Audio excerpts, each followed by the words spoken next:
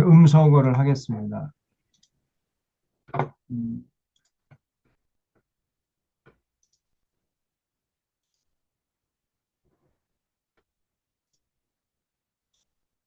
예, 오늘은 이사야서 2장부터 하는데 지난주 이사야서 내용을 간단하게 에, 말씀을 드리고 또 진도를 나가겠습니다. 그 이사야는 우시야, 요담, 아하스, 히스기야 이렇게 남왕국의 왕들이 왕위에 등극했을 때 하나님의 보냄을 받아가지고 활동한 선지자였다 그랬죠. 그 우시야가 죽던 해에 이사야가 하나님께 부름을 받은 거예요. 그리고 요담과 아하스, 히스기야 시대, 참 오랜 시대에 걸쳐서 활동을 했습니다. 아, 그리고 이사야서는 남유다의 타락상을 우리에게 잘 보여줘요. 그래서 오늘 조금 이따가 보겠습니다만은 이사야서 1장부터 그 5장까지 이사야가 하나님께 부름을 받는 소명장이 이제 이사야 6장인데 그 1장부터 5장까지 그 앞에 부분을 보면은요. 당시에 남유다가 얼마나 큰 타락을 했는가 하는 것을 잘 알 수 있습니다. 그런 가운데 이렇게 남유다가 뭐 어느 한 군데 성한 곳이 없을 정도로 전부 타락하고 썩었어요. 그런 가운데 하나님께서 이사야를 불러가지고 그 이상한 사명을 줬다 그랬죠. 무슨 사명을 줬냐면은 저들 조금 떠진 눈도 감기게 하고 뚫린 귀도 다 막히게 해서 내게 돌아오지 못하게 하라는 거예요. 이전의 선지자들에게는 빨리 가서 저희들 하나님 말씀을 전해서 그들 깨닫게 하고 그 감긴 눈을 뜨게 하고 막힌 귀를 뚫어서 내게로 돌아오게 하라고 이런 사명을 주셨는데 이사야 선지자에게는요 정반대의 사명을 준 거예요. 아예 그 눈도 다 감기게 하고 귀도 다 막히게 해서 내게 돌아오지 못하게 하라. 이런 사명을 주었단 말이죠. 그러니까 참 이사야도 참 그 고통스러웠을 겁니다. 그런 부정적인 사명을 감당하려니 말이에요. 그래서 그 이사야서는 어, 좀 다른 그 선지서와는 좀 다르게 지금까지 경험했던 역사하고는 전혀 차원이 다른 새로운 시대, 지금까지 우리가 경험했던 그 왕들과는 전혀 다른 하나님이 보내신 진정한 통치자, 그걸 메시아죠, 메시아. 그 헬란 말로는 그리스도, 히브리 말로는 메시아. 그 메시아, 하나님이 보내시는 진정한 왕, 통치자, 메시아, 그리스도가 언젠가 오셔가지고 지금까지 우리가 경험한 세상과는 완전히 다른, 차원이 다른 그런 세상을 만들어 줄 것이다. 그래서 메시아 사상을 강력하게 주장하는 것이 이 이사야서예요. 이사야서에 보면은 메시아 사상이 아주 강하게 드러나 있습니다. 그러니까 메시아 시대가 온다. 어, 그리고 이제 그 이스라엘 주변의 열방들, 이스라엘 백성들을 유혹해가지고 하나님을 버리게 하고 우상 숭배케 했던 이 열방들에 대한 심판의 예언도 곁들이고 있습니다. 하나님은 심판하시는 하나님이심을 소개하고 특별히 이 에돔은 완전히 멸망할 것이다. 그런 말씀도 기록되어 있고요. 그리고 이제 에돔에게 핍박을 받던 이스라엘은 회복될 것이다. 언젠가는 회복될 것이다. 이런 메시지가 기록되어 있고, 그 다음에 히스기야 왕의 공과가 36장부터 39장 사이에 기록되어 있습니다. 그래서 이 히스기야 때에 주로 이제 일어난 사건들이 많이 기록되어 있는데, 히스기야가 사람은 착한데 지혜가 없어요, 이 사람이. 지혜. 그 지도자는 가장 우선적인 덕목이 지혜죠. 순수함보다 지혜가 필요합니다. 예수님께서도 너희는 뱀같이 지혜롭고 비둘기처럼 순수해라.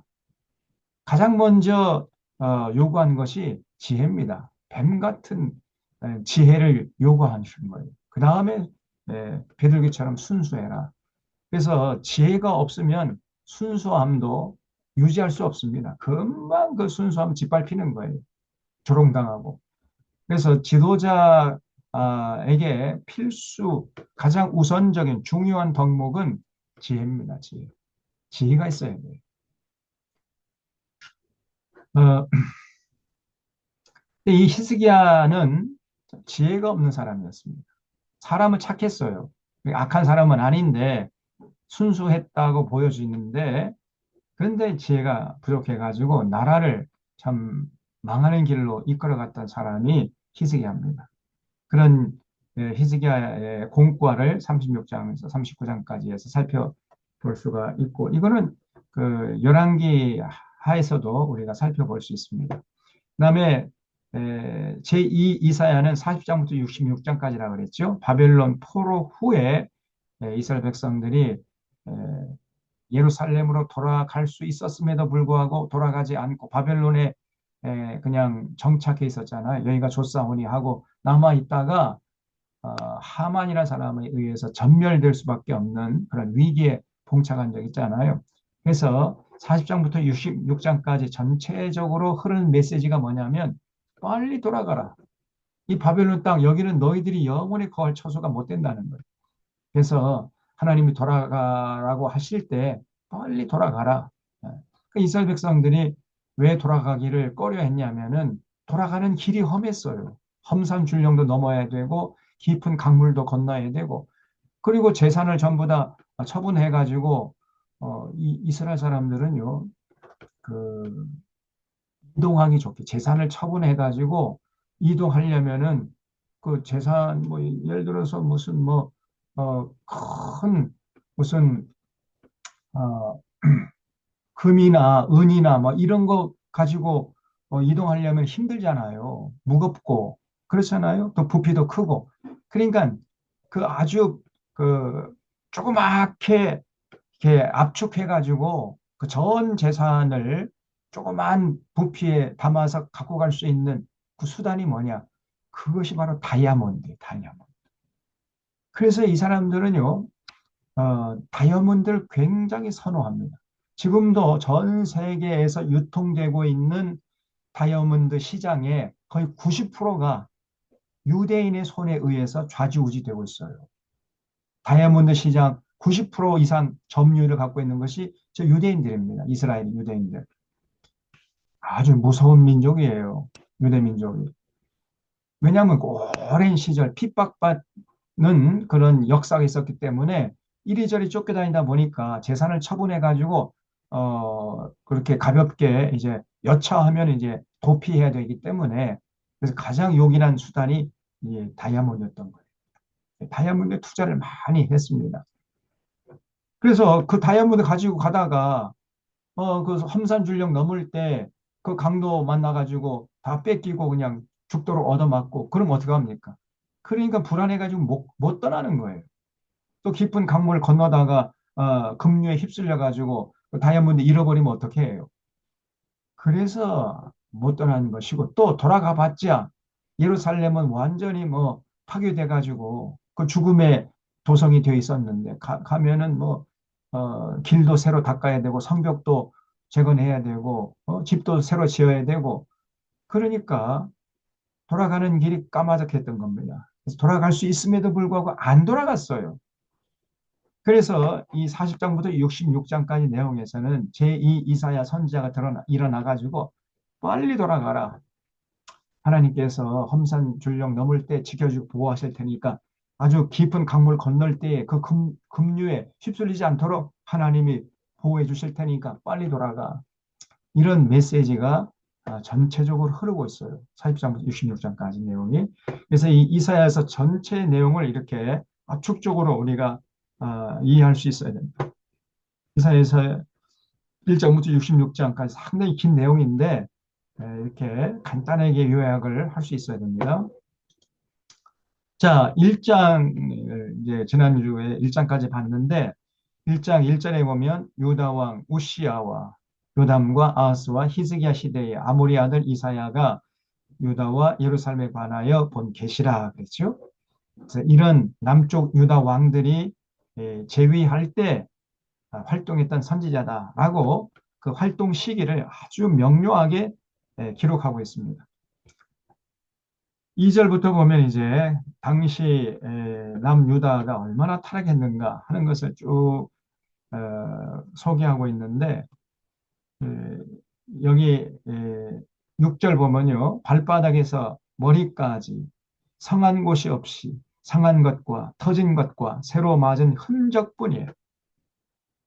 그러니까 남쪽 유다를 한 사람의 몸으로 이렇게 비유한다면은 정수리부터 발끝까지 그냥 온갖 하나님에게 얻어맞아 가지고 그냥 그 상처밖에 없었단 말이에요. 온몸이 상처 투성이에요. 그래서 새로 맞은 흔적뿐이거늘 그것을 짜며 싸매며 기름으로 부드럽게 함을 받지 못하였도다.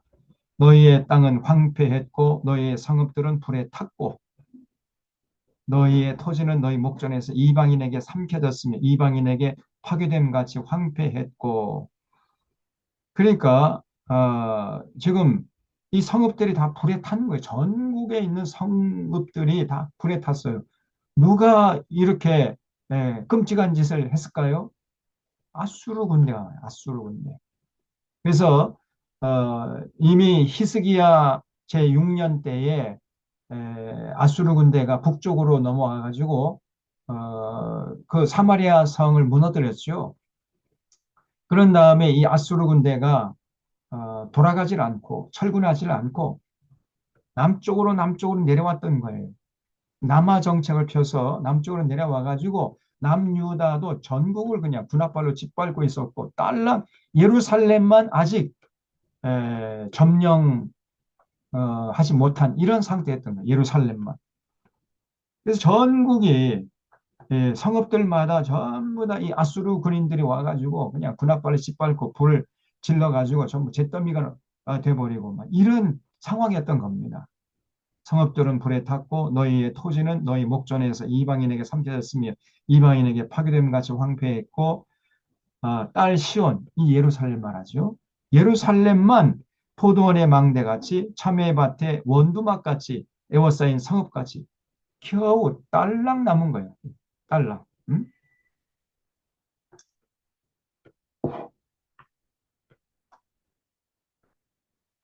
나머지 예루살렘을 제외한 전 국토는 지금 아수르 군인들이 유린하고 있는 이런 상황이었던 겁니다. 그래서 만군의 여호와께서 우리를 위하여 생존자를 조금 남겨두지 아니하셨더라면 우리가 소돔 같고 고모라 같았으리로다. 그래서 참 예루살렘만 이렇게 간신히 헐떡거리면서 살아있고 나머지 전국은 지금 다 죽어 있는 거예요. 쉽게 말하면 몸으로 한 사람의 몸으로 따지면 온 몸이 다 이제 죽었습니다. 이 심장만 조금 펄떡펄떡 조금 생명이 아직 남아 있어 가지고 펄떡펄떡 뛰고 있는 예, 이런 상황이었던 거예요. 그래도 이 사람들이 예루살렘의 이 지도층들이 정신을 못 차려요. 그래서 이 10절 보면 너희 소돔에 관한더라 여호와의 말씀을 들을지 너희 고모라의 백성아 우리 하나님의 법에 귀를 기울일시다. 이 소돔의 관원들 예루살렘의 지도층들이죠. 관료들, 권력층들 이 사람들이 무슨 짓을 했느냐 열심히 제사 드렸어요. 재물 갖다 바치면서 제사 드렸습니다. 제사 안 드린 게 아니에요. 올라 하면은 예배는 열심히 드렸다 그 말이에요. 예배는 여호와께서 말씀하신 너희의 무수한 재물이 내게 무엇이 유익하뇨 나는 수양의 번제와 살찐 짐승의 기름에 배불렀고 나는 수송아진 어린 양이나 순염소와 피를 기뻐하지 아니하노라. 그러니까 하나님이 전혀 기뻐하지 않는 그 뭐 온갖 이 염소, 황소 뭐 이런 거 재물 갖다가 피를 내 가지고 그냥 재물 갖다 바치고 제사 드리는데 하나님은 전혀 기뻐하지 않았습니다. 너희가 내 앞에 보이러 오니 이것을 누가 너희에게 요구했느냐 내 마당만 밟을 뿐이니라 헛된 재물 다시 가져오지 말아라. 하나님이 기뻐하는 거는 그 재물이 아니에요. 그들의 삶, 오늘날도 마찬가지죠. 우리 예배를 받으시기 위해는 반드시 우리의 6일 동안의 삶의 현장에서 하나님의 뜻을 받들어 살아가는 삶이 있어야 된다 그랬죠. 삶이 뒷받침되고 삶이 담긴 예배, 그걸 하나님이 기뻐하시는 것이지, 삶이 빠지고 삶이 뒷받침되지 않는 예배, 이거는 전부 다 헛것이고요. 아니, 그 정도로 그치는 것이 아니라 하나님을 분노케 하는 겁니다. 하나님이 가증히 여기는 거예요. 이거를 언제나 잊지 마셔야 됩니다.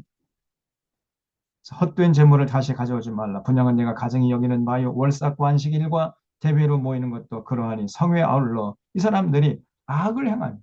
그러니까 하나님께 나와서는 뭐 재물 갖다가 비싼 재물 갖다가 바치면서 제사 드리고 나가서는 악을 행하는 거야. 6일 동안의 삶의 현장에서는 악을 행해 자꾸만.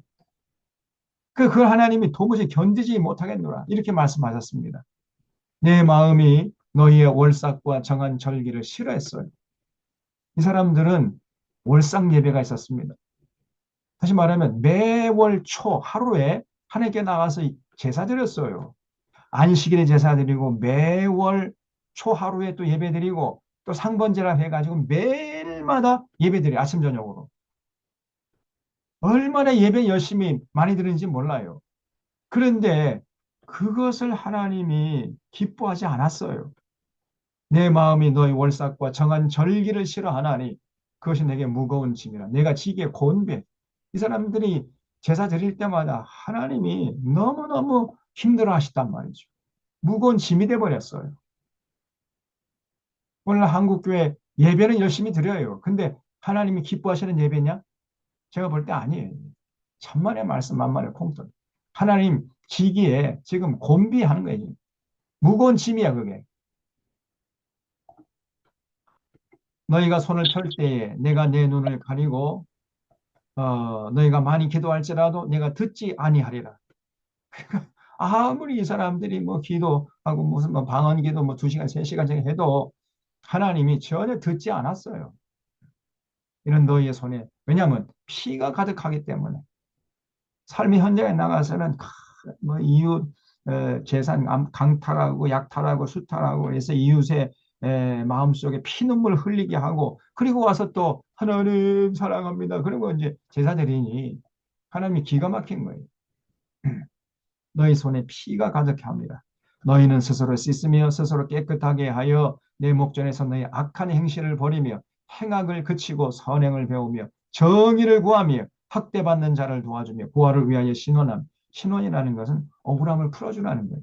고아들의 억울함을 풀어주고 과부를 위해서 변호하고 그래서 고아나 과부들도 좀 함께 살아갈 수 있는 공간을 마련해 줘라는 거예요. 근데 이 사람들은 삶의 현장에 나가서는 고아나 과부의 숨쉴 공간마저도 그냥 짓밟아 버렸습니다.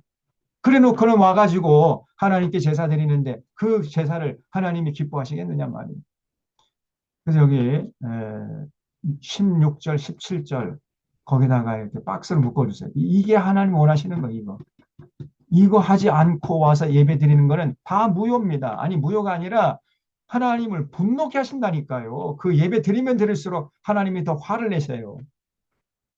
오늘 한국 교회가 이런 명확한 하나님의 그 계시를 전혀 인식하지 못하고 있습니다. 그냥 예배 중독에 빠져 있어요. 예배 돌아서서 예배 드리고 돌아서 예배만 드리면 자기 할 도리 다 한 줄 알아요. 천만의 말씀 만만의 콩떡입니다. 그래도 목사들이 자꾸만 그걸 강조합니다. 그냥 예배에 빠지면은 그냥 하나님께 큰 죄를 지은 줄 알아요. 물론 예배에 빠지지 않는 게 중요해요. 여러분 예배 자체가 하나님과 사랑이 교제하는 건데 그냥 의무적으로 막 강제적으로 예배 빠지면 당신 저주받고 그냥 막 뭐 6일 동안의 삶의 현장에서 교통사고 만나고 사업 실패하고 막 이렇게 해서 그 무서워가지고 예배 참석하는 것과 기쁨으로 감사하고 하나님과 사랑의 교제를 나누기 위해서 어, 나와가지고 예배 드리는 거 하늘과 땅만큼 차이가 나는 거예요. 여러분 절대로 그냥 뭐 두려워가지고 예배에 빠지면은 그냥 저주받을까 내가 두려움에 빠져가지고 예배 드리는 이러한 차원에서 빨리 벗어나야 돼. 절대로 예배 중독에 빠지면 안 됩니다. 예배 드릴 때마다 마치 우리 어렸을 때 이제 소풍 가는 그 전날 그럼 얼마나 기대가 됩니까? 그래서 뭐 이제 운동화도 빨아놓고 이게 잘 말려가지고 이제 다음날 아침이 되면 신고 가려고 다 준비하고 이제 소풍 갈 그 뭐 이렇게 뭐 과자 같은 거 뭐 이런 거 음료수 같은 거 싸놓고 어서 날이 밝았으면 좋겠다 막 이렇게 기대감을 가지고 이제 에, 그날 밤을 지내잖아요. 그 날이 밝으면 그냥 번떡 일어나가지고 하늘부터 그냥 창문 열어보고 비가 오나 안 오나 이렇게 살펴봤죠. 그래서 비가 안 오면 다행이다. 그리고 그냥 막 그 한 걸음에 학교로 달려가가지고 소풍 가고 그런 적이 있잖아요. 예배 드릴 때 그렇게 해야 돼. 그렇게 마지 못해서 그냥 죽지 못해서 예배 안 드리면 그냥 뭐 6일 동안에 사는 동안에 사업 망하고 사업 실패하고 교통사고 만날까 그 두려워가지고 억지로 죽지 못해서 나온 이거는 예배가 아닙니다. 그래서 모든 예배는 하나님과 사랑의 교제를 하는 거예요. 하나님과 사랑의 교제하고 그 다음에 성도들의 교제하고 이것이 주일날 해야 할 일이에요. 그래서 16절, 17절 이거 굉장히 중요한 얘기입니다. 이게 사실은 창세기 요한계시록까지 성경 전체를 통해서 하나님께서 우리에게 요구하시는 하나님의 뜻이에요. 이거 잊지 마세요. 스스로 씻으며 스스로 깨끗하게 하고 내 목전에서 너의 악한 행실을 버려라. 너 혼자만 잘 먹고 잘 살고 나만 배부르고 등 떠으면은 이웃은 뭐 죽든지 말든지 나라는 망하든지 말든지 관심이 없고 이렇게 살아가는 이게 악한 행실이에요. 그런 삶을 버리고 행악을 그치고 선행을 배우고 그래서 좀 이웃도 좀 살펴보고 좀 모든 사람들이 같이 더불어 살아가는 세상 위해서 좀 나누고 베풀고 위로하고 격려하고 이렇게 그래서 또 정의를 구하고 좀 자기가 힘이 있다 해가지고 갑질을 하고 이런 일 못하도록 그런 사회를 만들어야 돼요. 또 약자라고 해가지고 맨날 그저 무시당하고 차별당하고 이런 세상이 되지 않도록 만드는 그게 정의를 구하는 거 아닙니까? 거기에 관심이 있어야 돼요. 하나님을 믿는 사람들이. 정의를 구하며 학대받는 자를 도와주고 고아의 억울함을 풀어주고 과부를 위해서 변호해 줘서 그들도 좀 살아갈 수 있는 공간을 마련해 줘라. 그러다 와서 예배 드리라는 거예요. 음, 근데 이 사람들은 이걸 안 했어요. 정반대로 했습니다. 이 16절, 17절 말씀 정반대로 이렇게 이 당시에 이 소돔의 관원들이 이런 악한 짓을 하다가 와가지고 제사는 열심히 드렸다니까. 그러니까 하나님이 기가 막힌 거죠. 그래서 여호와께서 말씀하시되 오라 우리가 서로 변론하자 너희 죄가 주홍 같을지라도 눈과 같이 휘어질 것이요 진홍같이 붉을지라도 양털같이 희게 되리라. 너희가 즐겨 순종하면 땅의 아름다운 소상을 먹을 것이요 너희가 거절하면 하여 배반하면 칼에 삼켜질 여호와의 입의 말씀입니다. 자, 그래서 당시에 이 예루살렘이 어떤 상태였는가 하면 21절에 신실하던 성읍이 어찌해서 창기가 되었는가. 몸을 파는 거리 여자들처럼 그냥 온갖 어, 그 썩어질 그 세상 것을 위해서 어, 다 양심도 팔아먹고 신앙도 팔아먹고 그래서 창기가 되어버린 거예요.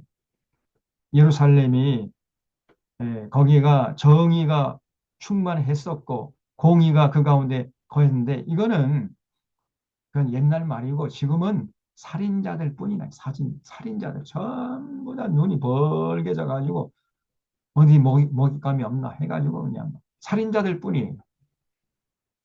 내 은은 찢기가 되었고 내 포도주에는 물이 섞였도다. 내 고관들은 배역하여 도둑과 짝하고 이 고관들이 예, 도둑을 잡아야 할 사람들인데 도둑과 짝짝꿍 되어 있어요. 음?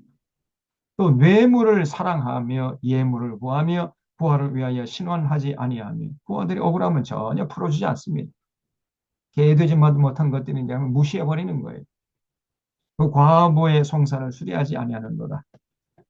그러니까 이런 짓을 하고 와서 예배 드리겠다고 하니 하나님이 기가 막힌 거죠.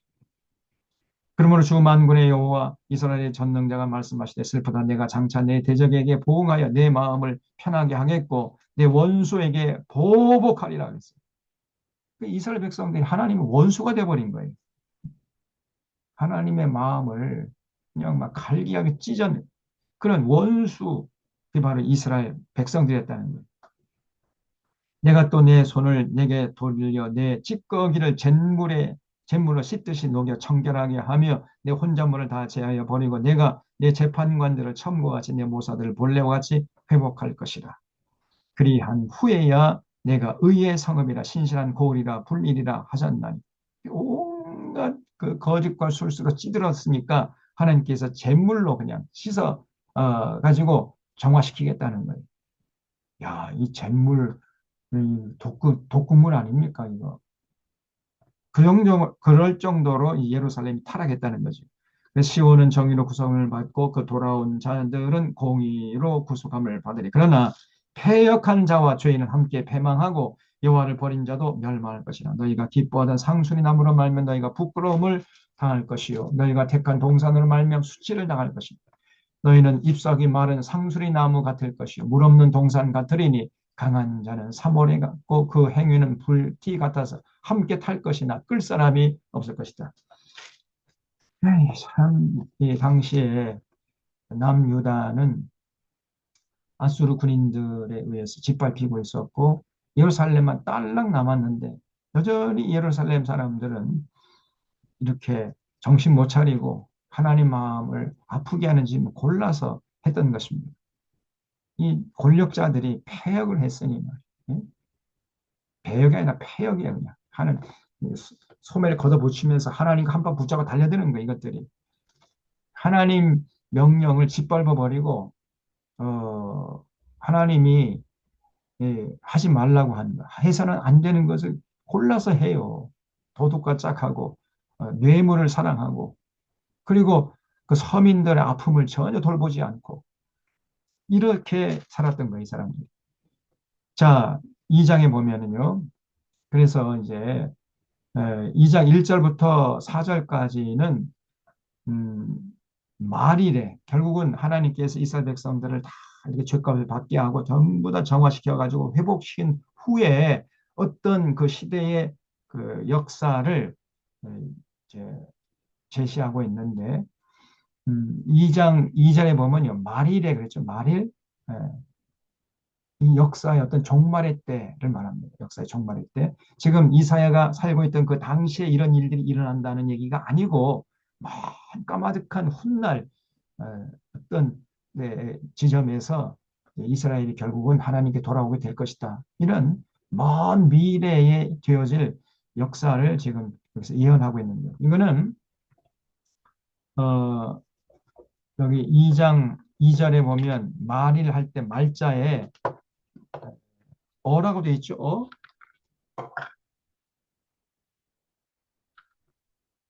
거기 보면 관주에 보면 보라 미가서 4장 1절로 3절을 보라게 돼 있죠.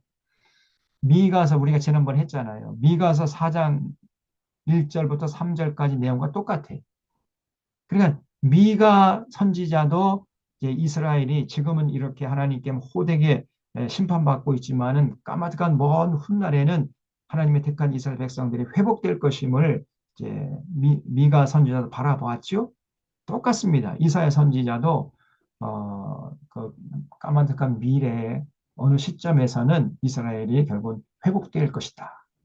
이러한 아주 그 미래의 어떤 그 소망을 담은 그 를 여기서 기록하고 있습니다. 2장 2절부터 4절이 미가서 4장 1절과 3절 똑같아요. 만일의 여호와의 전에 산이 모든 산 꼭대기 위에 굳게 살 것이요 모든 산 위에 뛰어나리니 이방이 그리로 모여들 것이라. 많은 백성이 가며 이르기 오라 우리가 여호와의 산에 오르니 야곱의 하나님의 전에 이르자 그가 그의 길을 우리에게 가르칠 것이라 우리가 그 길로 행하리라 하리니 이는 율법이 시온에서부터 나올 것이요 여호와의 말씀이 예루살렘에서부터 나올 것임이니라.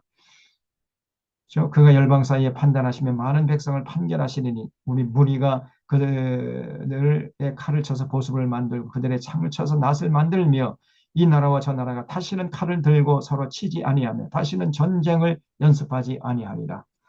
그래서 이 2장 2절로 4절까지는 까마득한 먼 미래, 다시 말하면 이제 그 천년 왕국 시대, 그 시대를 예언하고 있다고 봅니다. 아직까지도 이스라엘 역사 속에서 이런 일들이 일어나지는 않았어요. 이스라엘 백성들이 이제 하나님께 돌아와서 하나님의 성전에서 우리가 하나님의 말씀을 배우자.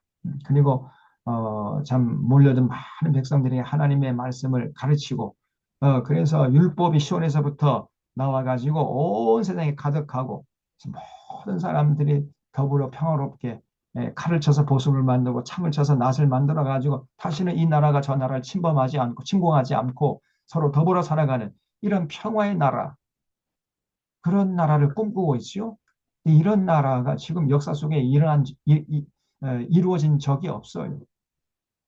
먼 미래. 지금도 뭐 이 시간에도 지금 러시아하고 우크라이나가 지금 전쟁하고 있잖아요. 서로 그냥 막 미사일 쏴대고 미사일 폭격하고 있고 또 지금 저 이스라엘하고 이란하고 지금 서로 그냥 막 끝장을 한번 보자 해가지고 서로 그냥 지금 폭탄을 투하고 있지 않습니까? 그 뉴스를 보니까 지금 테헤란은 완전히 쑥대밭이 되고 근데 그러면 이스라엘은 괜찮은가? 뉴스에 나오지 않지만은 이스라엘도 지금 이란이 쏜 미사일의 그 아이언돔이 뚫려 가지고요. 지금 이스라엘도 지금 뭐 아주 그냥 엉망진창이 됐다는 거예요. 서로 그냥 막 치고받고 하다가 그냥 둘 다 죽게 생겼어요, 지금. 그러면 그 배후에서 누구만 지금 웃고 있습니까? 누가 웃겠습니까? 군산복합체, 이 미국의 무기 팔아먹는 사람들, 이 사람들은 이제 만민의 그 얼굴에 그 이제 웃음을 띠고 있는, 야, 저 사람들 이제 서로 싸우면서 이 사람들은 돈 버는 거예요. 이게 미국 그래야 미국 경제가 돌아갑니다. 이 군산복합체라고 그래요. 이 지구상에서 어딘가가 전쟁이 일어나야 미국 경제가 돌아가게 돼 있어요. 이게 오늘날 지구입니다. 그래서 지금 이 이사야가 예언한 2장 2절로 4절까지는 아주 요원해요.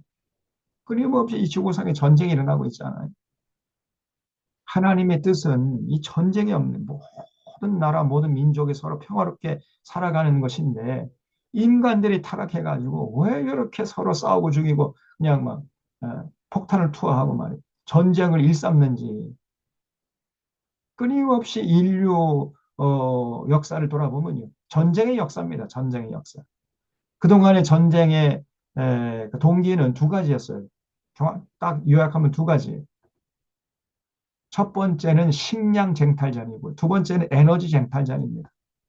식량 쟁탈전, 에너지 쟁탈전. 이것 때문에 인류가 끊임없이 서로 싸우는 거예요. 아니 서로 나눠 먹고 그 에너지도 좀 같이 좀 나눠서 골고루 분배해가지고 같이 쓰면 좋겠지만은 서로 더 많이 갖겠다고 더 독점하겠다고 이러다 보니까 서로 싸우는 거예요. 그냥. 이제 앞으로는요, 이제 에너지 에, 전쟁, 에너지 쟁탈전. 그동안에는 주로 이제 에너지 쟁탈전이었죠. 근데 앞으로는 식량 쟁탈전이 더 극심하게 될 것이다. 미래 학자들이 그렇게 예언하고 있어요. 그래서 농업을 여러분 정말 국가적으로 잘 보존해야 됩니다. 선진국 치고 농업을 경시하는 나라는 없어요. 전 세계에.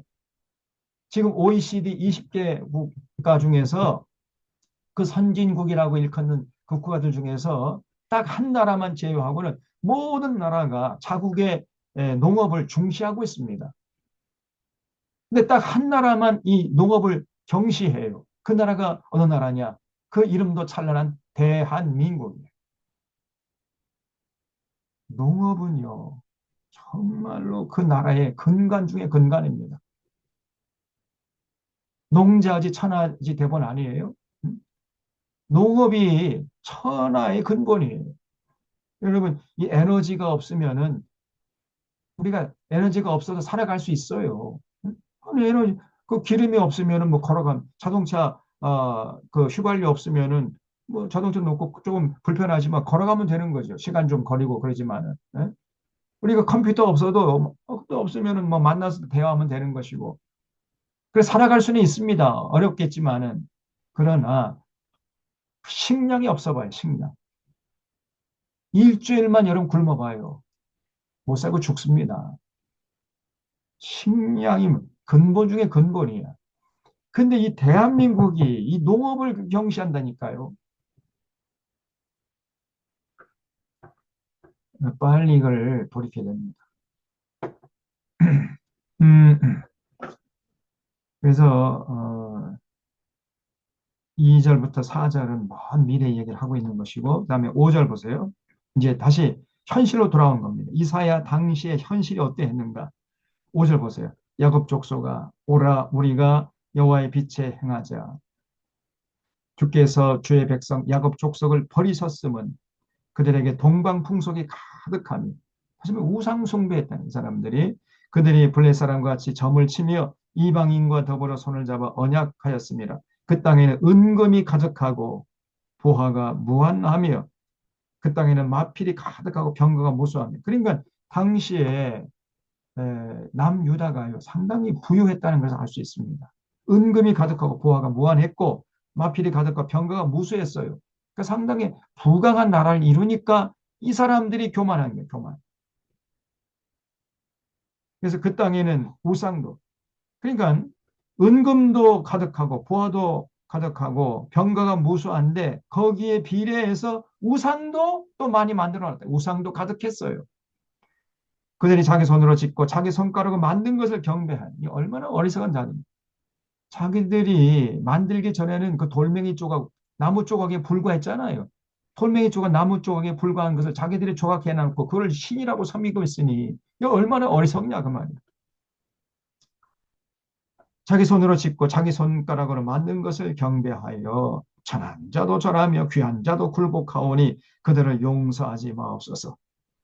너희는 바위 틈에 들어가며 진토에 숨어 여호와의 위엄과 그 광대하심의 영광을 피하라.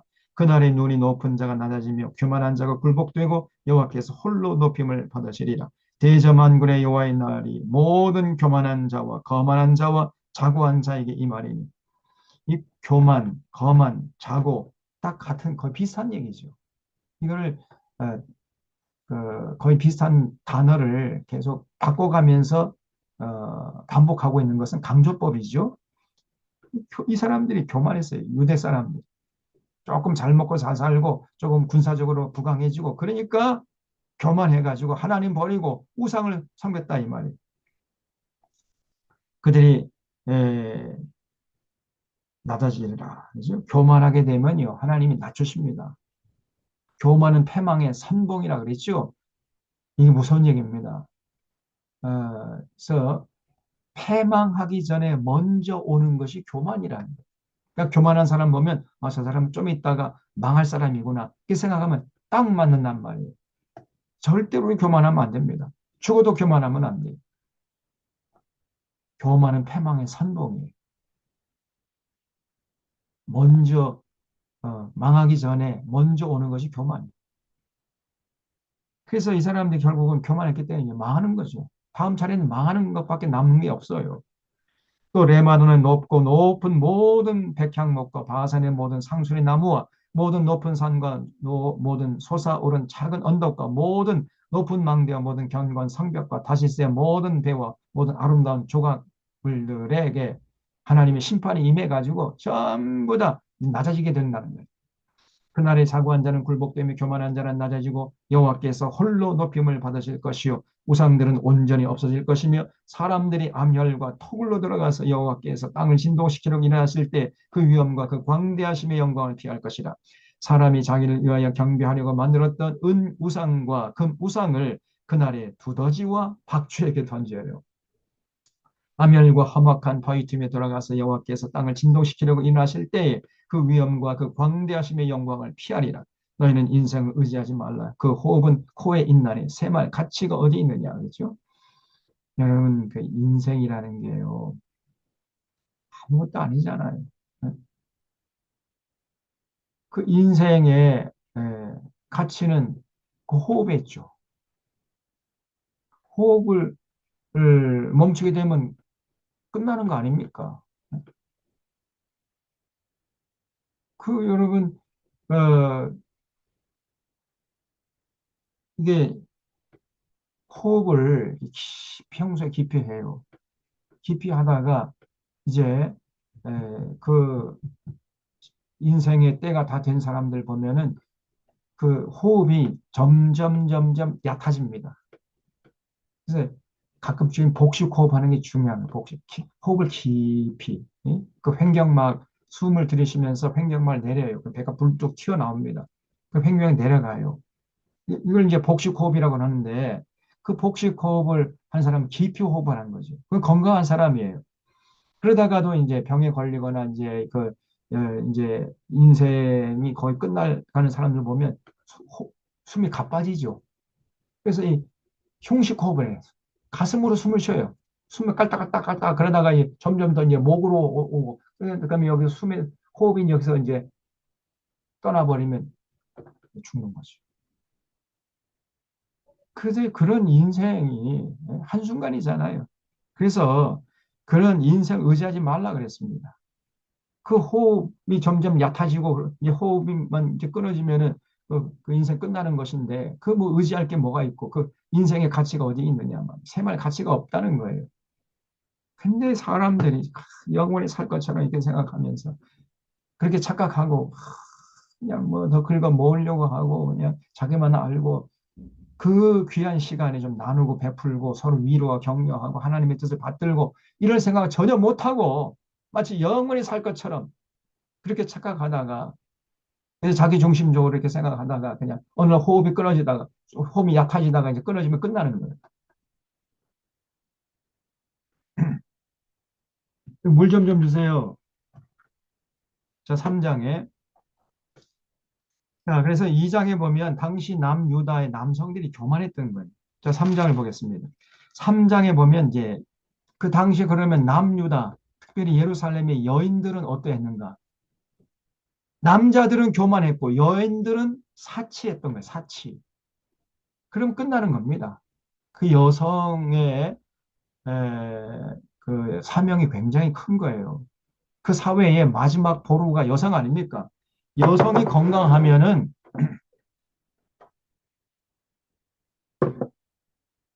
음, 그 사회는 아직도 소망이 있어요. 근데 여성마저 그 정신이 썩어버리고 여성마저 그냥 사치스럽게 이렇게 살아가게 되잖아요. 그러면 이제 그 사회는 소망이 없습니다. 좀 있으면 망하는 거예요. 여성의 사회의 마지막 보루라니까요.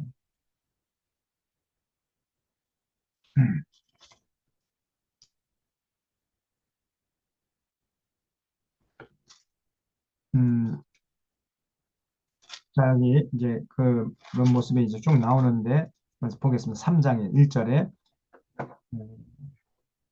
3장에 악인에게는 화가 있다, 이렇게 되어 있는데, 자, 보라, 주 만군의 여호와께서 예루살렘과 유다가 의뢰하며 의지하는 것을 제하여 버리시되, 예루살렘과 유다가 의뢰하는 게 그 우상이었죠, 우상. 하나님이 그걸 제거해 버리신다는 거죠. 그가 의지하는 모든 양식과 그가 의지하는 모든 물과 용사와 전사와 재판관과 선지자와 복술자와 장로와 오십부장과 귀인과 모사와 정교한 장인과 능술한 요술자를 그리하실 것입니다. 그가 또 소년들을 그들의 구관으로 삼으시며 아이들이 그들을 다스리게 하시니 소년들과 아이들이 당시에 그 뭐 고관 대작들보다 훨씬 낫다는 거예요. 그 정도로 당시 지도층들이 타락했던 겁니다. 백성이 서로 학대하며 각기 이웃을 잔해하며 아이가 노인에게 비천한 자가 존귀한 자에게 교만할 것이며 혹시 사람이 자기 아버지 집에서 자기 형제를 붙잡고 말하기를 내게는 겉옷이 있으니 너는 우리의 통치자가 되어 이 폐허를 내 손 아래에 두라 할 것이면 그날에 그가 소리를 높여 이르기를 나는 고치는 자가 되지 아니하겠노라 내 집에는 양식도 없고 의복도 없으니 너희는 나를 백성의 통치자로 삼지 말라 하리라. 예루살렘이 멸망하였고 유다가 엎드러졌음은 그들의 언어와 행위가 여호와를 거역하여 그의 영광의 눈을 범하였습니다. 그건 주십시오. 그 8절이 나라가 망하는 이유가 뭐냐? 그들의 언어와 행위가 하나님을 거역하는 거예요. 그래 하나님의 영광의 눈을 범하는 거예요. 하나님 눈을 자꾸 찔러요. 하나님께서 하라는 것은 안 하고 하지 말라는 것은 하고 그리고 뭐 의지해서는 안 될 것을 의지하고 군사를 의지하고 뭐 자기들 은과 금 또 군사의 도강 강함을 이거 의지하고 막 이러다가 이제 결국은 나라가 이제 망할 것이라는 거죠. 그들의 안색에 불리하게 증언하며 그들의 죄를 말해주고 숨기지 못하며 소돔과 같으니 그들의 영혼에 화 있을진저 그들이 재앙을 자취하였도다. 너희는 의인에게 복이 있으리라 말하라. 이렇게 말해야 정상이에요. 의인에게 복이 있어야 되는데 악인을 향해서 복이 있으니 이렇게 외쳤던 거예요, 사람들이. 그들은 그들의 행위의 열매를 먹을 것이며 악인에게는 화가 있으리니 이는 그의 손으로 행한 대로 그가 보응을 받을 것입니다.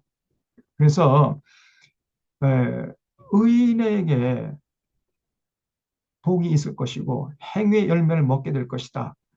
이렇게 외쳤어야 되는데 당시 사람들은요. 악인에게 복이 있을 것이다. 그리고 아무리 나쁜 짓을 해도 절대로 어떤 그 죄값을 치르지 않게 된다는 거예요. 그런 식으로 이렇게 말하고 행동하고 살았으니 악인에게는 화가 있어야 정상 아닙니까? 그래야 그 나라가 건강한 나라가 되는 거죠.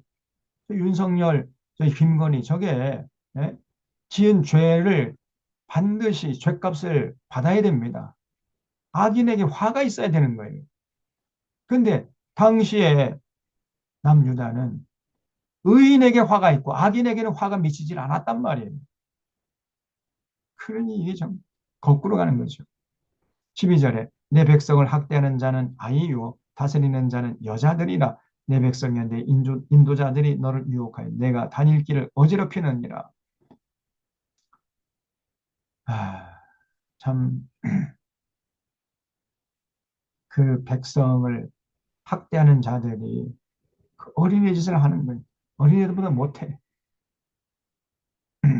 그리고 그들 배후에 이제 그 고관 대작들의 그 부인들이 딱 들어앉아가 이것들이 바산의 암소 같은 것들이 온갖 남편을 꿰가지고 부정부패하게 만들고 그랬다는 거죠.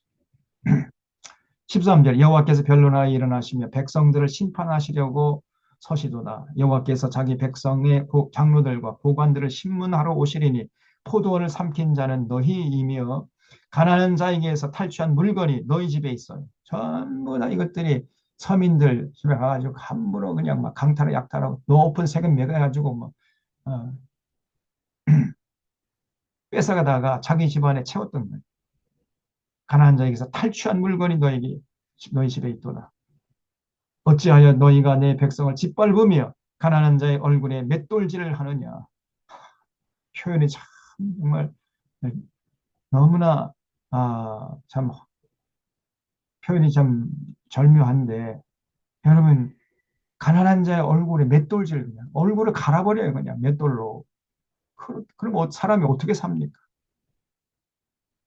그것이 당시에 이 예루살렘의 권력자들의 행태였다는 거예요.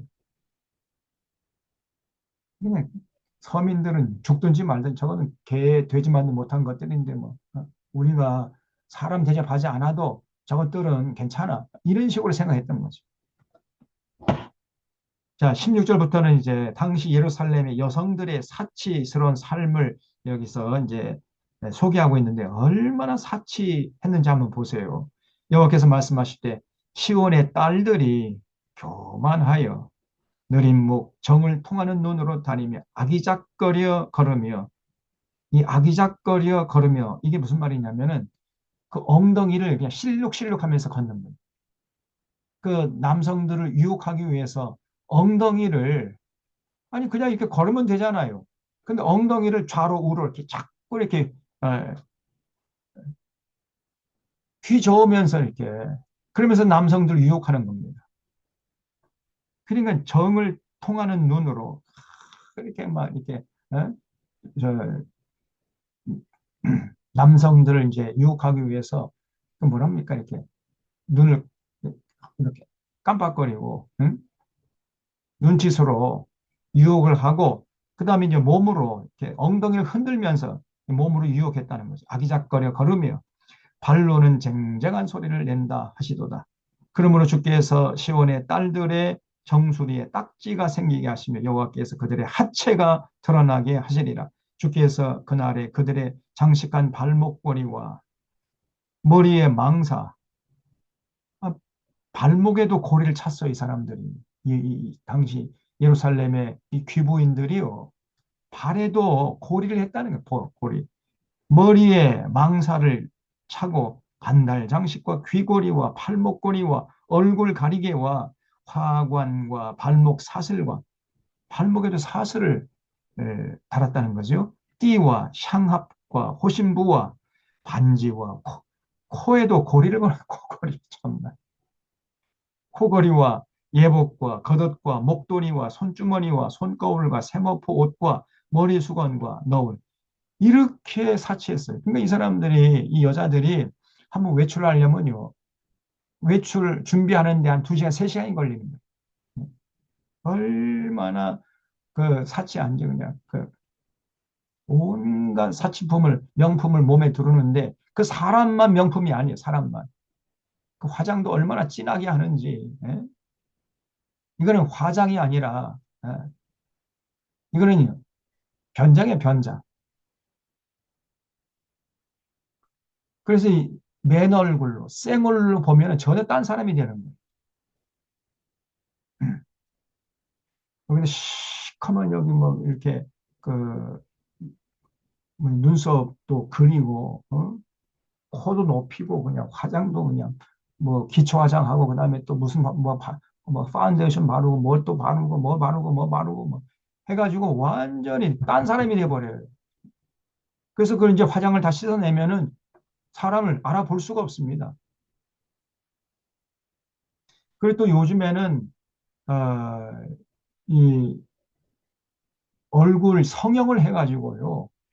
대학 교수들이 이제 그 여름방학, 겨울방학 끝나고 나면은 저 강의 시작할 때 이름 부르면서 일일이 확인한다는 거예요. 네가 너냐?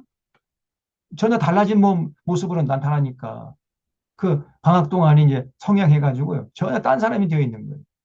그래가지고 이제 이름 부르면서 네가 너냐? 놀란다는 거예요, 이게. 이게 대학가의 풍경이라는 겁니다. 지금 오늘날 대한민국의 화장품이 전 세계에서 가장 종류가 많고 가장 비싸요. 여성들 그 비싼 화장품을 그냥 막 어떻게 스케일이 커가지고요. 막 화장품 저는 그냥 그 화장품 그거 막 가슴이 벌렁벌렁해지는데 그 비싼 화장품을 그냥 아주 그냥 조금도 주저없이 그냥 비싼 화장품 사가지고 얼굴에 그냥 떡이대로 바른다니까 까만 여기 그 눈썹을 그리고 그러다가 이제 밖에 나갔는데 갑자기 비가 내려봐요. 빗물에 그냥 이 까만 저 눈썹이 이제 흘러내려가지고 그 까만 꾸정물이 이제 눈으로 흘러나가지고 얼굴이 흐르면은 이게 귀신바가지야 또. 그러고 다녀요. 참, 아, 여러분, 화장도 가급적이면 하지 말아요. 제 아내는 맨날 저보고 무슨 뭐 바르라, 바르라. 좀 바르기 싫어요. 그냥 안 발라. 맨날 도망다니. 매 생얼로. 아무것도 안 바릅니다. 그러다 보니까 뭐 여기서 이제 검버섯 피고 그래서 요즘에는 뭐 조금 뭐 바르라고 해서 하도 뭐 바른 척 하긴 합니다만은 뭘 바르는 게 싫어 저는.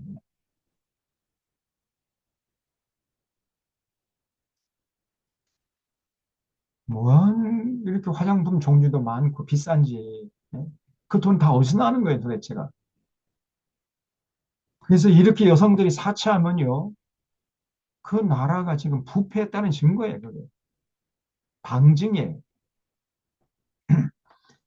그 이 여자들이 이렇게 사치해서 예루살렘의 여자들이 고관 대작들이 부인들이 그래서 24절 보세요. 그때에 썩은 냄새가 향기를 대신하고 온갖 몸에 그냥 향수를 뿌려댔는데 이제는 썩은 냄새가 그 향수를 대신하게 될 것이다. 왜냐? 아수르 군인들이 와가지고 저 포로로 잡아가니까요. 이 향수를 바를 수가 있어야지 말이지. 그러니까 이제 그 몸에서 썩은 냄새가 진동하게 될 것이다. 여러분, 이 향수도 어떤 사람 보면 너무 진한 향, 코가 그냥 막 정신이 그냥 어질어질할 정도로 그렇게 진한 향수를 뿌리는 사람들이 있어요. 여자도 그렇고 남자도 이렇게 향수를 뿌립니까? 왜? 네? 그 향수 냄새 맡으면 그냥 기분 좋은 게 아니라 아주 기분이 나빠져요. 뭐하러 그런 향수를 뿌리는지 몰라. 진짜 우리가 신경 써야 할 것은 여러분 인격의 향기를 내는 거예요. 인격. 인격의 향기가 천리를 가고 천년을 가는 법입니다. 몸에 뿌리는 향수는 이거 하루도 못 가요. 하루만 지나면 썩은 냄새로 변하는 거예요. 100m도 못 가잖아요. 그 가까이 가야 뭐 향수 냄새가 나지. 100m만 떨어져서 냄새 맡지 못하지 않습니까? 그러나 인격의 향기는 천리를 간다니까요. 천년을 가고요. 그래서 인격을 아름답게 가꾸려고 인격의 향기가 나도록 애써야지. 그 몸에 향수 뿌리는 거, 그게 거기에 관심을 가지고 애를 쓰냔 말이에요. 이 썩은 냄새가 향기를 대신하고 노끈이 띠를 대신하고 여기 노끈이라는 거는 이 보통 노끈이 아닙니다. 이거 포승줄이야, 포승줄. 그렇게 사치했던 여인들이 전부 다 아수르 군인들에 의해서 포로로 포승줄에 엮여가지고 잡혀갈 것이다. 이런 얘기입니다, 이게. 노끈이 띠를 대신하고 그 허리띠, 그 화려하고 사치스러운 그 허리띠가 이제 벗겨지고 이제 포승줄에 묶여서 끌려가게 될 것이다. 이런 얘기예요. 노끈이 띠를 대신하고 대머리가 숱한 머리털을 대신하고 기름기가 잘 흐르던 그 머리털이 전부 다 밀려가지고 이제 대머리로 해가지고 포로로 잡혀가게 될 것이다. 대머리가 숱한 머리털을 대신하고 굵은 베옷이 화려한 옷을 대신하고 수치스러운 흔적이 아름다움을 대신할 것입니다. 이게요. 수치스러운 흔적이 뭐예요? 이 칼자국이에요. 칼자국. 얼굴에 주홍 글씨를 새긴다는 거예요. 이 여인은 포로로 잡혀온 여인이다. 라는 것을 많은 사람들에게 알게 하기 위해서 이제 얼굴에다가 주홍 글씨를 새기는 거예요. 딱, 이는 포로다. 그래서 이 칼자국을 내는 겁니다. 그 고운 얼굴에 그 화장품, 비싼 화장품 바르던 그 고운 얼굴에 여기 얼굴, 여기 한복판에다가 칼집을 내는 거예요. 이렇게 칼집을. X자 내는 Z자로. 그게 바로 수치스러운 흔적이에요. 얼굴에 칼자국 있어봐요. 그 수출한 흔적이 그 얼굴의 아름다움을 대신할 것이며 너희의 장정은 칼에 너희의 용사는 전란에 망할 것이며 그 성문은 슬퍼하며 곡할 것이요 시온은 황폐하여 땅에 앉으리라. 이렇게 이 예루살렘 여성들이 사치하다가 결국은 하나님의 분노로 아수르 군인들에 의해서 전부 다 포숙제를 엮여가지고 머리도 전부 다 이제 대머리가 돼가지고 발가벗겨져서 그 화려했던 그 비단 옷 다 벗어버리고 이제 굵은 베옷을 입고 얼굴에 칼자국이 난 상태로 포로로 잡혀가야 될 것이다. 이렇게 예언한 사람 이사야. 얼마나 끔찍합니까, 여러분? 듣기만 해도 섬찟하잖아요. 이 예언자들의 설교를 들어보면요, 뭐 그냥 듣기 좋은 달콤한 말 그런 거 없습니다. 얼마나 끔찍한지. 이 그냥 내용 좀 보세요. 그렇게 사치스러웠던 그 사치스러운 삶을 살던 그 여성들이 앞으로 이제 끔찍한 고통을 당할 것이다. 이런 예언이죠.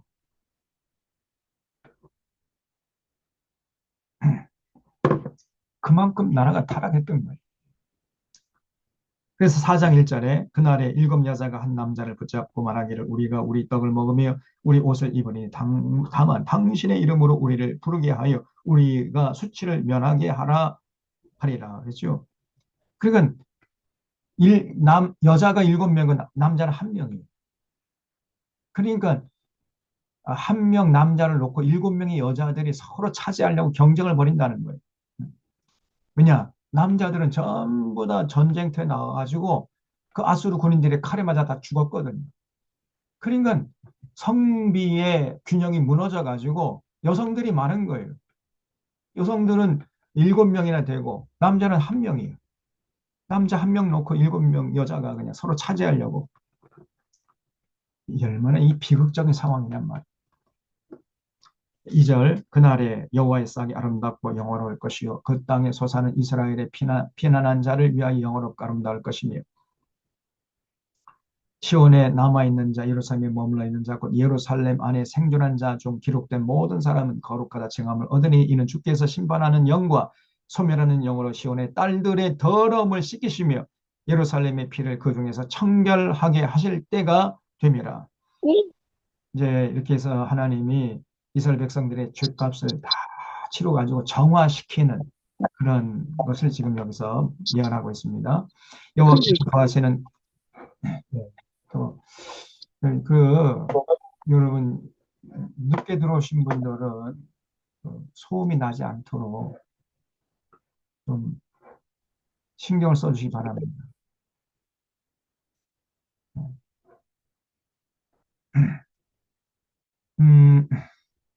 시온의 어디까지 했죠? 5절에 여호와께서 거하시는 온 시온 산과 모든 지폐 위에 낮이면 구름과 연기 밤이면 화염의 빛을 만드시고 그 모든 영광 위에 덮개를 두시며 또 초막이 있어서 낮에는 더위를 피하는 그늘을 지으시며 또 풍우를 피하여 숨는 곳이 되리라. 예루살렘을 정화시킨 후에 이스라엘 백성들이 아름답게 회복될 것임을 지금 또 예언하고 있죠. 5절에 자, 이 5절도 당시 예루살렘이 얼마나 참 비참한 모습이었는가를 잘 보여주고 있습니다. 나는 내가 사랑하는 자를 위하여 노래하되 내가 사랑하는 자의 포도원을 노래하리라. 내가 사랑하는 자에게 포도원이 있으며 심히 기름진 산에로다. 땅을 파서 돌을 제하고 극상품 포도나무를 심었도다. 그 중에 망대를 세웠고 또 그 안에 술틀을 팠도다. 좋은 포도 맺기를 바랬더니 들포도를 맺었도다. 그렇죠? 여러분 그 농부가 포도원을 조성하는 목적이 뭡니까? 딱 한 가지죠. 포도나무를 심고 거름을 주고 열심히 포도원을 가꾸는 이유는 포도를 따기 위한 거 아닙니까? 그래서 포도나무는 힘써 포도 열매를 맺어야 돼요. 그렇죠. 그게 그래서 이 농부를 만족시켜야 할 건 아닙니까? 그래야 또 농부도 그 포도를 귀중히 여기고 더 포도나무를 알뜰살뜰 관리할 건 아니겠습니까? 그래서 참 그 상품에 그 포도 열매를 기대했는데 이 포도나무가요. 들포도를 맺었다는 거예요. 들포도. 들포도라는 것은 먹지 못하는 겁니다. 아무짝에도 쓸데없는 들포도 열매를 맺어버렸어요. 그러면 농부가 실망하겠지요. 그런 포도나무를 유지할 이유가 있습니까? 없습니까? 없어요. 여러분 그 포도나무 가지고 뭘 하겠어요? 아무것도 할 수 없습니다. 우리 교회당에도 저쪽에 그 개울 쪽으로 해가지고 나장로님이 저쪽에 있던 저쪽 그 주차장에 있던 포도나무를 이식을 해가지고 심어놨는데 한번 보세요. 포도나무는 너무나 보잘것이 없어요. 이렇게 비비비비 꼬여 있고 그다음 나무도 그렇게 못생기고요. 아무짝에도 쓸데가 없습니다. 그 휘어지고 굽어지고 삐쩍 마른 거 가지고 뭘 하겠습니까? 그건 땔감용으로도 못 써요. 그거는. 그래서 포도나무는 포도 열매를 맺지 않으면 아무짝에도 쓸데가 없는 거예요. 그거 가지고 무슨 가구를 만들겠습니까? 뭘 하겠습니까? 그래서 포도 열매, 아주 상품의 포도 열매를 맺어야만 가치가 있는 법인데, 열심히 상품의 포도나무 심어가지고, 농부가 그 농사를 지었는데, 들포도를 맺으면은요, 농부가 화가 나겠죠? 그러면 그 쓸데없는 포도나무를 그냥 다 싹둑 잘라버리는 거 아니겠습니까? 마치 이제 그 하나님 앞에서 예루살렘이 그와 똑같다는 거예요. 들포도 열매를 맺은 포도나무처럼 이스라엘 백성들이 하나님 앞에서 하나님이 기대하시는 열매, 성령의 열매를 전혀 맺질 않고 엉뚱한 열매를 맺은 거예요. 아무짝에도 쓸데없는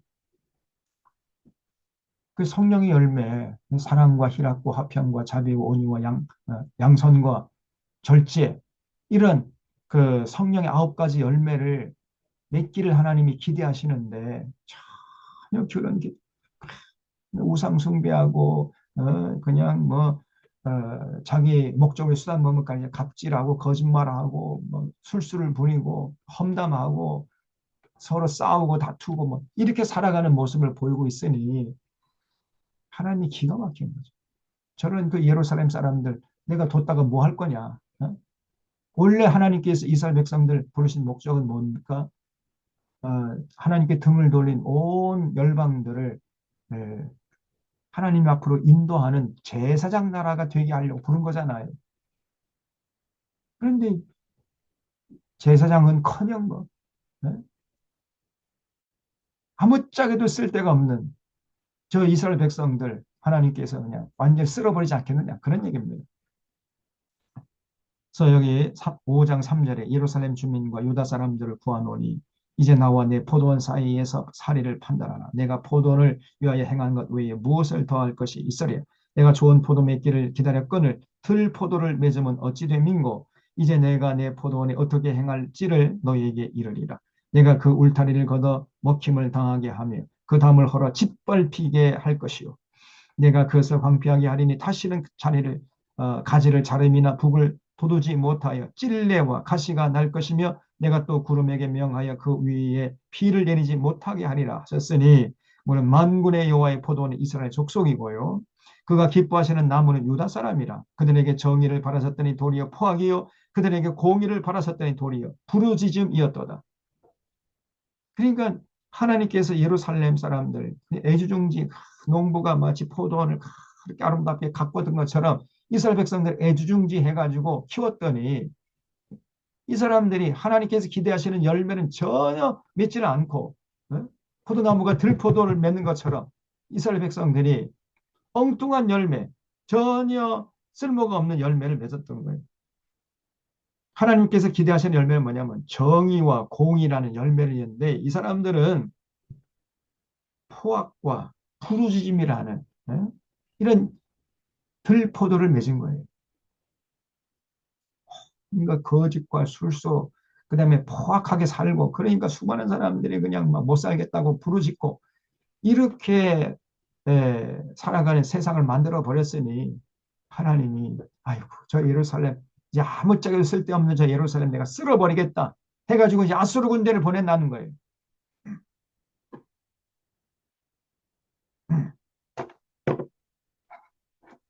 자, 가옥에 가옥을 이으며 전투에 전투를 더하여 빈틈이 없도록 하고 이 땅 가운데에서 홀로 거주하려 하는 자들은 화있을진지.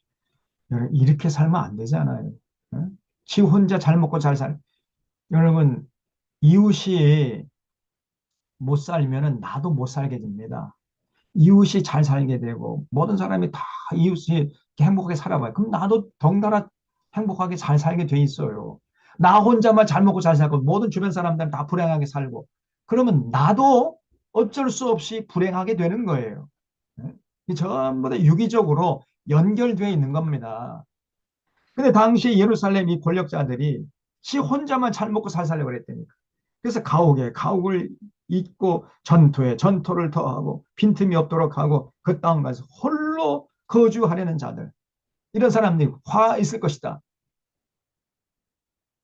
아니, 지왕이 이웃은 이제 굶어 죽어가고 있는데 자기 혼자 배불리 먹고 그런다고 해서 행복할 것 같습니까?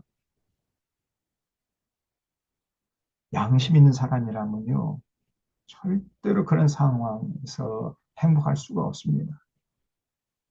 나도 잘 먹고 잘 살아야지만은 우리 주변에 옆 사람도 잘 먹고 잘 살고 모두가 행복할 때 나도 행복한 거예요. 그게 양심이 있는 정말 건강한 정상적인 인간의 에, 자세입니다. 근데 당시 예루살렘 이 권력층들은 지 혼자만 잘 먹고 잘 살면 만사 오케이. 이웃은 굶어 죽든지 말든지 예, 나라가 망하든지 말든지 전혀 관심 없었어요. 오늘날도 지금 우리나라 이 권력층들, 이 특권층들 있잖아요. 이것들은 나라가 망하든지 말든지 이웃은 굶어 죽든지 말든지 서민들은 뭐 얼마나 지금 이제 사업이 안 돼. 가게가 망해가지고 지금 빚에 독촉받아가지고 지금 에? 막다른 길에 몰리고 있는지 전혀 관심이 없고 자기들 잘 먹고 잘 살고 세금 혜택 받아가지고 세금 감면 받고 그래가지고 이제 오 해피데이. 그러니까 윤석열을 지지하는 거 지금도 그리고 그 내란당 후보를 지금도 지지하고 있지 않습니까? 내란당 후보가 더 득표를 많이 했잖아요. 저 강남 3구 또 용산이라든가 또 보니까 이 전방에 있는 사람들이 또 이렇게 내란당 그 김문수 후보를 찍어줬대 보니까 참 기가 막 강호도 사람들 이런 사람들 나 그 사람들의 이 의식 구조, 뇌 구조를 이해할 수가 없어요. 그럼 만약에 생각해 보세요. 김문수가 만약에 됐다고 한번 생각해 봅시다. 그럼 이 나라 망합니다. 그러면 내란해도 된다는 국민적인 동의해 준 거 아니에요. 그럼 김문수가 무슨 짓을 하겠습니까? 그러면 저 윤석열 이제 다 무죄로 나올 것이고, 그리고 또 다시 이 자기들의 권력을 유지하기 위해 수단법을 가리지 않고, 그래도 이제 국민들이 다 지지해 주니까, 그러면 이 나라는 아, 순식간에 민주주의가 파괴되고, 저 365로, 저 아프리카에서 서로 뭐 싸우고 다투고 죽이고 전쟁하고 하는 그러한 후진국으로 전락. 그건 시간 문제예요. 그런데 그래도 뽑아주는 거예요. 저 강남 3구. 왜냐하면 그 사람들은 그렇게 되면 자기들은 더 좋아. 주변 사람들은 다그 서민들은 굶어 죽든지 말든지 나라가 망하지 말든지 그 관심 없어 이 사람들. 자기들 잘 먹고 잘 사는. 근데 만약에 나라가 망하면 자기들 잘 먹고 잘 살겠습니까? 자기들도 망하는 거예요. 이런 어리석은 생각을 하고 있다니까요. 가옥에 가옥을 이으며 전토에 전토를 더하며 빈틈이 없도록 하고 이 땅 가운데 홀로 거주하는 자들 이런 것들이 오늘날도 똑같이 있어요. 네? 저 강남에 사는 사람들, 서울에 서초구, 강남구 또 어딥니까? 이런 동네에 사는 것들, 이것들은 매국노들이죠, 사실. 당시 남유다 예루살렘 사람들이 그랬습니다. 만군의 여호와께서 내 귀에 말씀하시되 정령이 허다한 가옥이 황폐하리니 크고 아름다울지라도 거주할 자가 없을 것입니다. 사람들이 열심히 자기 집 뭐 화려하게 이렇게 가꿨지만은 전부 파괴될 것이다. 얼마나 어리석은 짓입니까, 여러분? 네? 열흘가리 포도원에서 겨우 포도주 한 바트가 나겠고 한 호멜의 종자를 뿌려도 간신히 한 에바가 나리라 하시도다. 에, 그러니까 음,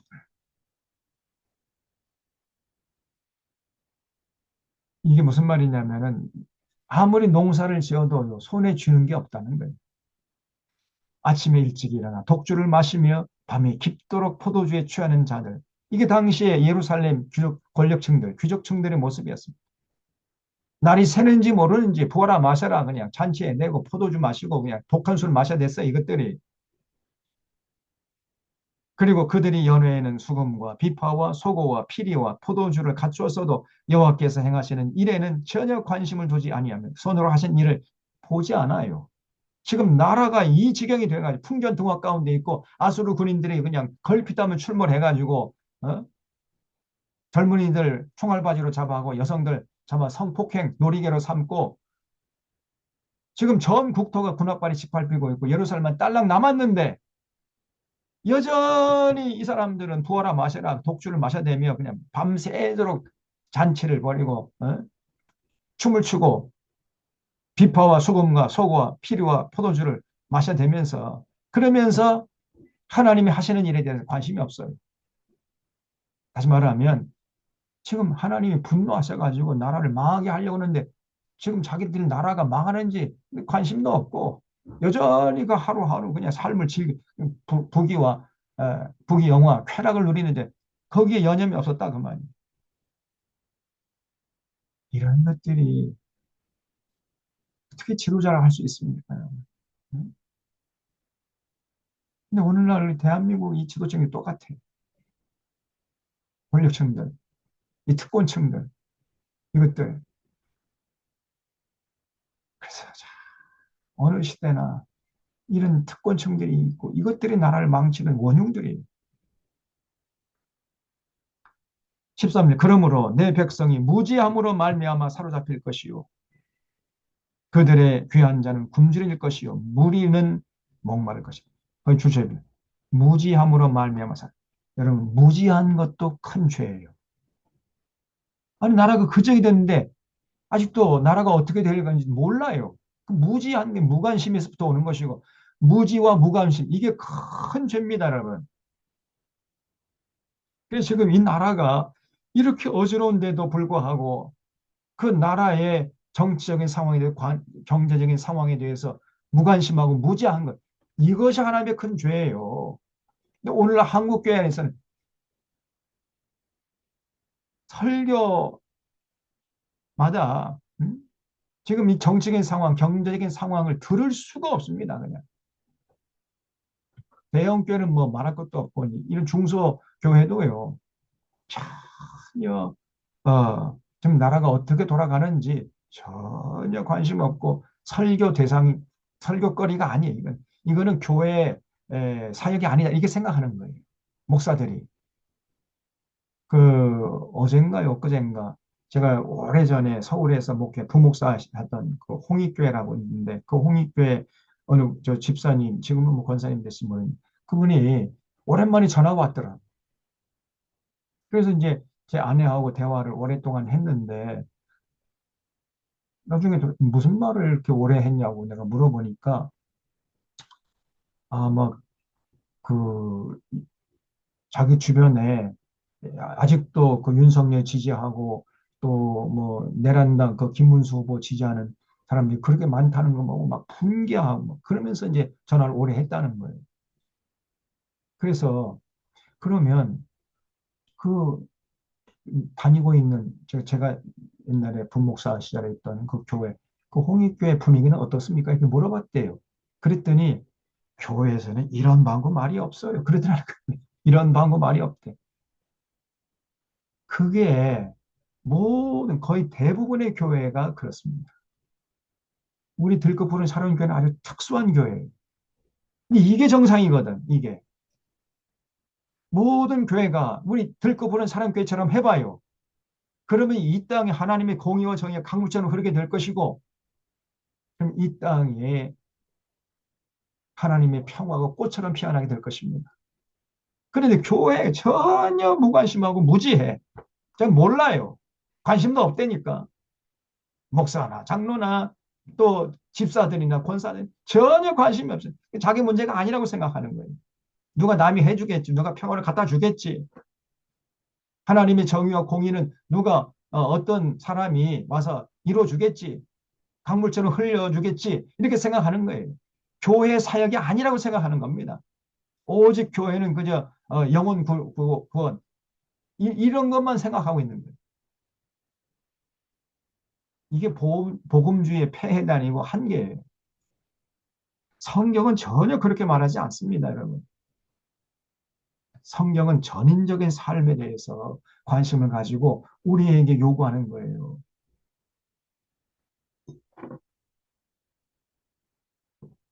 당시에 예루살렘 백성들이 무지했어요, 무지. 지도층들이 뭘 하는지 무지하고 무관심하고 나라가 망하든지 말든지 관심도 없고 그저 그냥 오직 그냥 자기 사업, 자기 잘 먹고 잘 자기 가정만 편하면 만사 오케이고 아멘 할렐루야고 그러다 나라가 망하는 거예요. 다 그냥 군인들의 칼에 맞아 죽고 성폭행 당하고 포로로 잡혀가고 이런 끔찍한 짓을 당했던 거예요. 이게 무지와 무관심에 대한 죄값입니다. 그래서 그들의 귀한 자는 굶주릴 것이고 무리는 목마를 것이라. 그러므로 수월이 욕심을 크게 내어 한량없이 그 입을 벌리니까 그들의 호화로움과 그들의 많은 무리와 그들의 떠드는 것과 그들 중에 즐거워하는 자가 거기에 전부 다 빠져들어가는 거예요. 죽음의 구렁텅이에 빠지는 겁니다. 여느 사람은 부풀이고 존귀한 자는 낮아지고 오만한 자의 눈도 낮아질 것이로되 오직 만군의 여호와는 정의로우심으로 높임을 받으시며 거룩하신 하나님은 공의로우심으로 거룩하다 일컬음을 받으시리니 그때에는 어린 양들이 자기 초장에 있는 것 같이 풀을 먹을 것이요 유리하는 자들이 부자의 버려진 밭에서 먹으리라.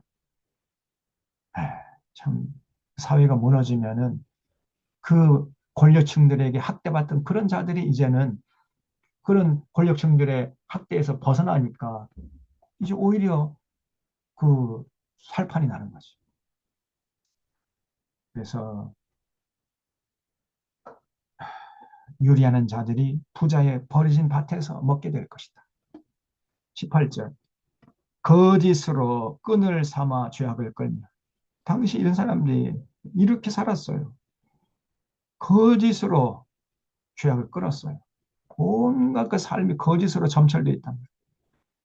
술의 줄로 함같이 죄악을 끄는 자는 화했을진지 그들이 이르기를 그는 자기의 일을 속속히 이루어 우리에게 보게 할 것이며 이스라엘의 거룩한 이는 자기의 계획을 속히 이루어 우리가 알게 할 것이라 하는도다. 악을 선하다 하며 선을 악하다 하며 흑암으로 광명을 삼으며 광명으로 흑암을 삼으며 쓴 것으로 단 것을 삼으며 단 것으로 쓴 것을 삼는 자들은 화했을진지 전부 다 거꾸로 해요.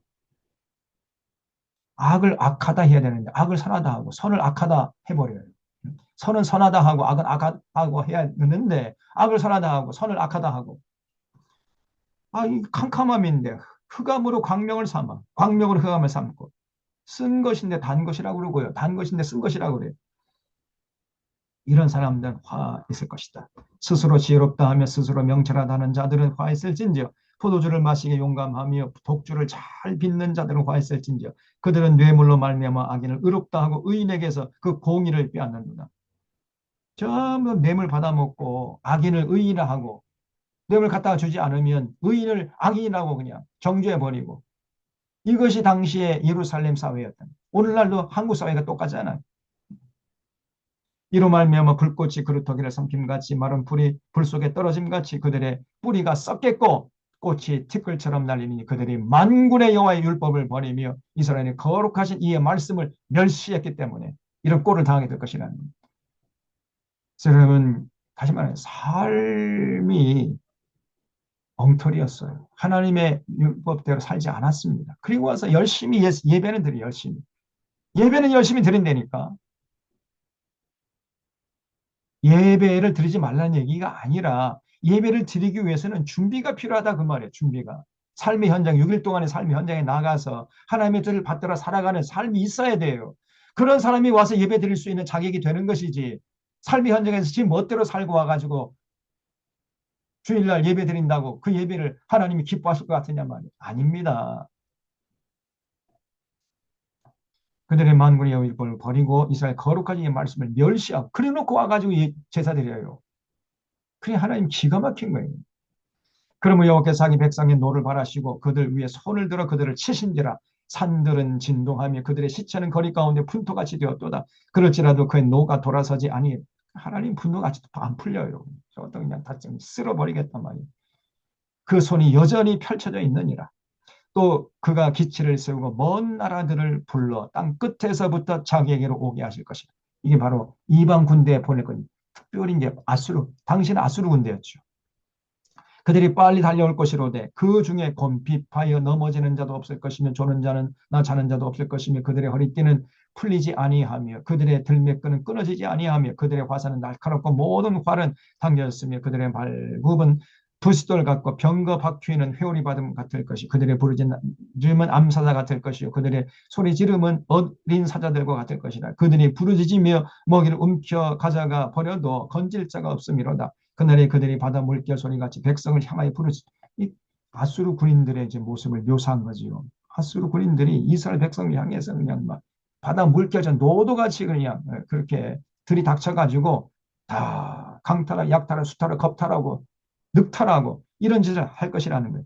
사람이 그 땅을 바라보면 흑암과 고난이 있고 빛은 구름에 가려서 어두우리라.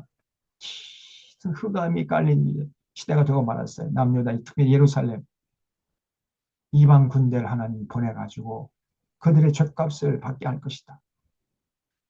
그래서 6장에 보면 이제 이런 상황에서 하나님이 이사야를 불렀던 거예요. 그래서 너 저것들 조금 떠진 눈도 막히게 하고 뚫린 귀도 다 막히게 해서 내게 돌아오지 못하게 하라. 이런 사명을 주셨던 겁니다. 6장. 우리 지난주 살펴봤죠. 그러니 참 이런 역사가 다시는 반복되지 말아야 되는데 안타깝게도 오늘날 한국 사회가 거의 비슷하게 되어가고 있다. 거의 비슷하게. 다행히 이제 이번에 이재명 대통령이 돼가지고 조금 이제 기대를 하는데, 근데 한국 교회는 여전히 깨어나지 못하고 있고요. 여전히 한국 교회는 저 이재명이 정부 차고 빨갱이, 앞제비 그리고 뭐 이런 식으로 지금 그 악마화하고 있습니다. 지난번에 저 서울의 그 온누리교회 어느 장로가 기도하는데 이재명 대통령 된 걸 보고 하나님 이걸 어떻게 받아야 할지 당혹스럽습니다. 뭐 이렇게 기도했다는 거예요. 이 자유민주주의가 이제 유지될 수가 없고 자유민주주의가 이제 파괴되고 그럼 어떡합니까? 이런 식으로 기도를 했다는 거예요. 저것들이 제정신이냔 말이죠. 나라가 공산화 되면 어떡합니까? 뭐 이런 식으로. 참 기가 막힙니다. 이게 오늘 한국교회예요. 한국교회 수준. 에, 자, 그래서 오늘 6장까지 쭉 살펴봤습니다. 그래서 당시에 이사야가 활동하던 시대 상황이 얼마나 암울했던가 하는 것을 우리가 조금 느끼게 됐죠. 다음 주에는 이제 7장부터 해서 이사야가 그래서 그 시대에 어떤 활동을 했는가 하는 것을 좀 더 자세하게 살펴보겠습니다. 자, 이 정도로 하고 기도하고 정리하겠습니다. 하나님 아버지, 오늘 이사야서를 통해서 하나님이 아파하시는 심정을 살펴보게 하시니 감사합니다. 오늘 이 시대에 또 남유다 특별히 예루살렘 사람들처럼 하나님 마음을 아프게 하고 분노케 하는 이런 어리석은 삶을 살지 않게 하시고 정말 예수님께서 말씀하신 너희 세상의 빛이요 세상의 소금이라고 말씀하시는 세상에 나아가서 하나님 뜻을 잘 받들어 사는 삶을 통해 하나님께 영광 돌리고 그리고 와서 열심히 감격스럽게 참 하나님 앞에 예배드리는 진정한 신앙인들 다 되게 하여 주시옵소서. 한 주간 동안의 삶도 주님 저희들 주장하시고 인도해 주시옵기를 바라고 이 나라도 주님께 부탁드리오며 우리 구주 예수 그리스도의 이름으로 기도하옵나이다. 아멘. 네, 여러분 감사합니다. 한 시간 동안 경청해 주셔서 감사드립니다. 네. 감사합니다. 아이고 우리 보경이요. 보경이 아이고 더 건강해진 것 같다. 잘 지냈어요? 네. 네. 그래 요즘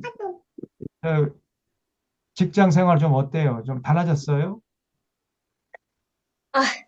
별로예요. 그래요? 그래요. 아이 너무 반가워요. 언제 또 시간 되면 한번 놀러 오세요. 네, 감사합니다. 그래요. 자, 한 주간 동안 잘 보내시고 다음 주에 뵙겠습니다. 수고하셨습니다. 예. 감사합니다.